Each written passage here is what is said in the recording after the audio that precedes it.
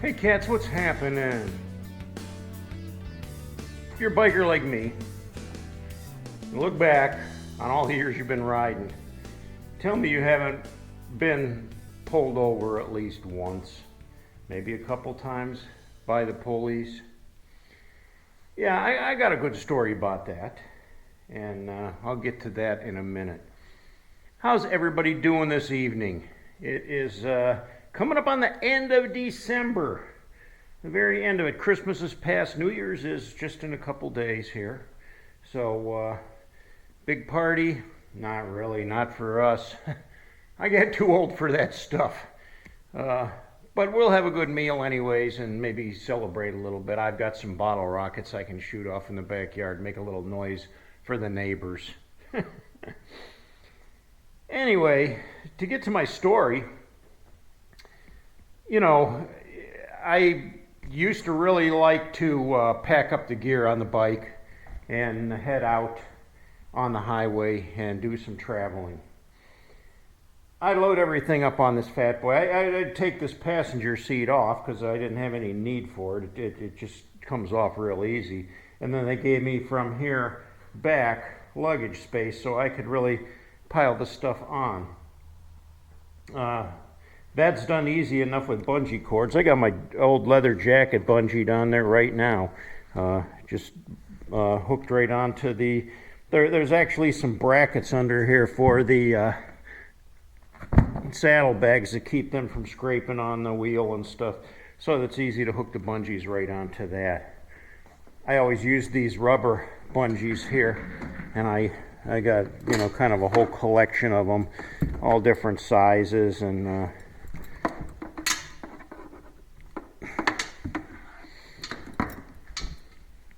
because you use, you know, for the stuff on the bottom here, I'd use shorter bungees, but the higher I stacked up stuff, I'd need longer bungee straps to go over it. So I'd have my bedroll, my sleeping bag, my tent, shelter. I didn't take a whole lot with me. Mostly maybe an extra pair of jeans and a couple of t-shirts. And then my personal items, my shaving kit, you know, with my toothbrush and stuff in there. Maybe some prescription meds that I needed to take. Some ibuprofen for back pain. And then I'm ready to hit the road, you know. So I guess to make a long story short, I would do a lot of riding and never really get to wash my clothes or take a shower every night. And when you're on the highway riding, you pick up a lot of road grime. You know, you get road dirt. I could wipe my face with a white tissue and it would come out black just from the road grime. There's the spray coming off the semis, the oil, the gasoline, the whatever roadkill dust, you know, it all comes back on you. So you get pretty nasty and dirty on the highway. So in other words, you know, I wasn't the most respectable looking person when I was spending days and weeks out on the highway riding on my motorcycle. I was absolutely harmless, but still when people would see me, they might be like, take a long loop around this guy. He looks a little seedy, a little shaky. So, you know, I've been riding all day. I probably did, I don't know, a 600-mile day. And I was tired. And generally what I would do is look for a state park because I could sleep there relatively cheap, safely. You know, didn't have to worry about being on private property or anything, which, you know, you could do that too, but it's a little riskier. It just was more a comforting feeling to be somewhere legal. So a state park was an easy place to go. I was out in the middle of Iowa somewhere, and I don't even remember the name of the town, but I looked at my map and I saw that there was a state park not too far off of the highway. So I thought, okay, I'll go there. Well, when I'm on the highway, with this bike, I was running anywhere between 70 to 80 mile an hour. So usually averaging, you know, 75 mile an hour at the most, and just cranking on down the road. So I get off the highway and I had to take the state route maybe about 10 miles to get to the state park. Wasn't too far out of the way. But of course I get off the expressway and I get on the state route, and just, out of habit, because I had been running 70 miles, 75 miles an hour all day long, I just cranked up the throttle and started heading down the state route, and I thought the sooner I get to camp, I can set up my tent and rest my aching back. So I'm heading down the state route. There's nobody around. It's out in the middle of nowhere. And all of a sudden I get pulled over by a sheriff. I see the lights behind me. And I'm like, oh man. Pull off on the side of the road. He gets out, and he's like your typical, got the big old hat on, the mirror sunglasses, and he comes up like he's got an attitude, and where are you heading? I'm heading up to the state park so I can set my tent up and sleep for the night. And where are you coming from?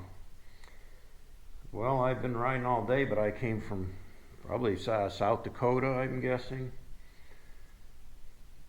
All right, well, what's your business here? I'm on my way home. And I just said, like I said, I've been riding all day. I said, I'm just tired. I just want to get to my camp. He says, you know how fast you were going? I said, tell you the truth, I wasn't paying any attention, but I'm going to guess somewhere around 70 mile an hour. He says, you were going 76 mile an hour, son. And this is a 60 mile an hour zone. So you was over the speed limit. I said, oh, I'm sorry. I said, I can definitely slow it down. I said, I just came off the highway, and like I said, I've been running highway all day and been running probably 75, 80 mile an hour. And I said, just out of habit, I guess. I said, I just cranked it up here, and I just wanted to get to camp. I wasn't even thinking about, watching my speed. It just, when you run that fast all day, it just doesn't seem like it's that fast when you're, actually going down the road. He says, well, I'm going to give you a ticket anyway. So he goes back to the car and leaves me sitting there. Seemed like forever, you know how that is. They got to sit there and get on the radio, call in your registration and the whole 5 yards. He comes sauntering back and he says, all right, I got this citation for you, speeding in a 60 mile an hour zone. You were doing 76 miles an hour. And he says, there's a court date here. You can appear in court or you can waiver this offense. And I said, okay, well, I'd really like to waiver this. I says, I'm from Ohio, and I don't find it very easy to show up at court here in the middle of Iowa when I'm heading home right now. And he said, well, you certainly can waiver this, son. And I said, well, how do I go about that exactly? Well, he shows me. He says, on the back of the ticket here, there's his address. You want to send it, your check to there, you're going to owe them $80. He says, you sign the bottom here, you put your check in the mail, you send it to this address, and they'll waiver your offense. That'll be your fine. I said, okay, fair enough. I will do that, officer. He says, well, I'm going to recommend that you head down the road there and get your sleep. And when you're done in the morning, pack it up and get out of here. I said, well, that's the plan, He says, well, I just want to make sure you head on down the road. Okay, I was kind of shocked, I'm being treated like I'm a criminal or something, and I had to assume it was 90% of my appearance, I probably smelled, I was dirty, I was in my biker attire, my leathers had, I didn't have any, back patch or anything, I wasn't showing any club colors or anything, but I did have some patches, on the lower part of my jacket, and some sleeve emblems and such. Uh, but he gave me the impression that I wasn't very welcome in his neighborhood, and he'd be much happier if I just turned around and left. Well, I got back on the bike and I took off down the road, and I mean, I didn't go over 50 miles an hour, and he was on my rear end the whole way. Almost followed me to the state park. You know, you almost feel like you're stereotyped in a way. Like you're one of the outlaws, you're one of the bad guys. He's going to keep an eye on you, make sure you're going where you're supposed to be going. I rolled into the state park there and set up my tent, and I think I paid $8. And all it was a site with some grass there where I could set up my tent and sleep. I don't even think it was barely daylight when I rolled up my gear, packed up my bike, and headed out of there. And again, all the way back to the expressway, I made sure not to go one lick over the speed limit.